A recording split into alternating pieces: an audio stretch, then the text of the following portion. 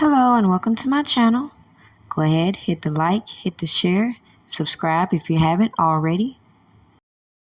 Another star witness taking the stand in the Sean Diddy Combs sex trafficking and racketeering trial. Scott Biscotti, also known as rapper Kid Cudi, just finished testifying about what he says happened with Combs in 2011 and 2012.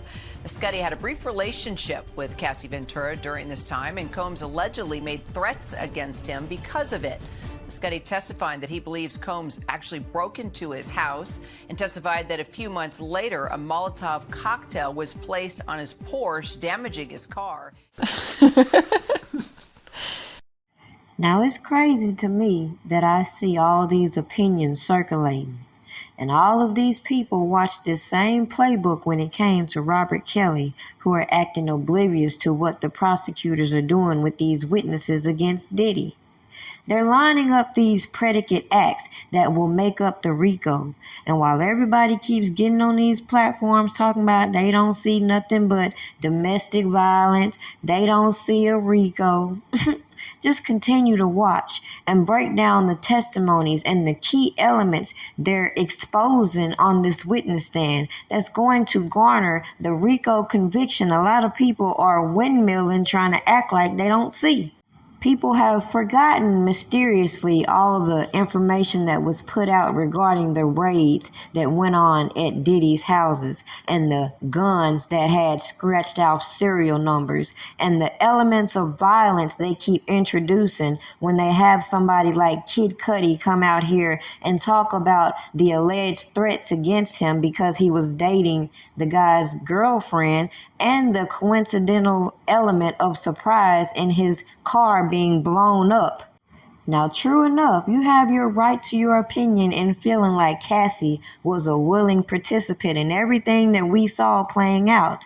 And just like I said when it came to R. Kelly, people are skipping around this Mann Act violation that's being used to sugarcoat how they're forming these RICOs. You see, a lot of these old throwback pimps, they might be in for a rude awakening when they start to realize how these sex trafficking cases are being amplified now, and that these women who had free will to do whatever they want, and even though by some people's perception they weren't a hostage, they weren't kidnapped by the eyes of the law, those definitions and the act of bringing people from state to state to engage in sexual affairs is going to be why a lot of people are going to be shocked at the outcome of this trial.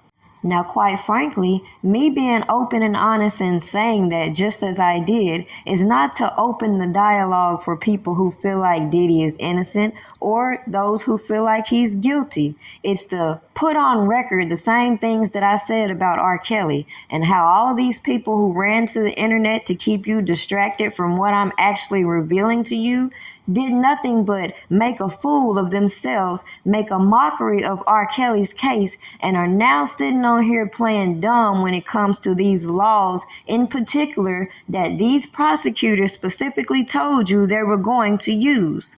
So to conclude this video going into week 2 of this Diddy trial, recap on all of the information that people skipped around, including the information about these escorts being booked, the guns, the drugs, the arson, the blackmail, these elements that they're compiling to make up this Rico. And even though you don't see the enterprise, they're specifically telling you who the enterprise were. That don't mean they have to prosecute the enterprise when they're targeting the golden goose.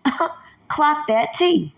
And it's just very ironic that you have a person like Vlad coming out here leading the topics of discussion around people being oblivious to this Rico manifesting in front of their face when he wouldn't even release his interview with R. Kelly, unlike others who use the interviews to clout chase. Somebody make this shit make sense.